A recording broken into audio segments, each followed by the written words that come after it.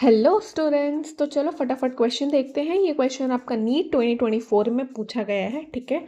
सो question है, for the reaction 2A that is reversible reaction B plus C, Kc कितना दिया हुआ है बच्चों आपको? 4 into 10⁻³ at a given time the composition of reaction mixture is A, B and C तीनों equal है and उनकी वैल्यू क्या दी हुई है? 2 इंटू 10⁻³ तो आप पूछा इसमें से कौन सा करेक्ट है, ठीक है। तो मतलब रिएक्शन इक्विलिब्रियम में होगा, फॉरवर्ड जाएगा बैकवर्ड जाएगा, हमको ये निकालना है, ठीक है।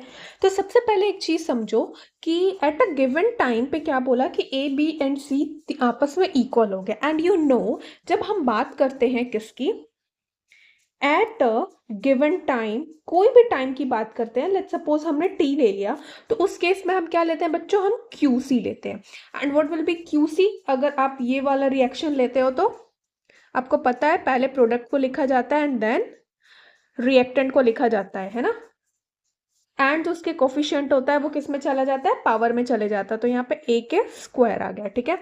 नाउ आप इसकी वैल्यू पुट करोगे जो कि यहाँ पे दिया हुआ है आपका, तो 2 इंटू 10⁻³ इंटू 2 इंटू 10 में -3 एंड यहाँ पे स्क्वायर है, तो जिसको कि मैं ऐसी सेम लिखती हूँ, है ना। तो क्या है बच्चों, ये पूरा आपस में कट जा रहा है एंड ये 1 आ गया। दैट मीन्स आपका क्यूसी कितना आ गया? 1 आ गया।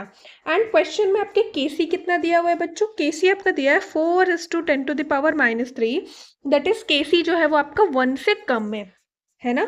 तो मतलब आपका क्यूसी बड़ा हो गया केसी से।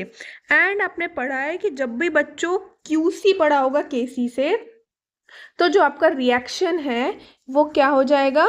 Reaction will be backward. तो मतलब कौन सा ऑप्शन सही हो जाएगा आपका? बैकवर्ड कौन सा दिया है? Third. The reaction has a tendency to go in backward direction. Thank you, don't forget to subscribe.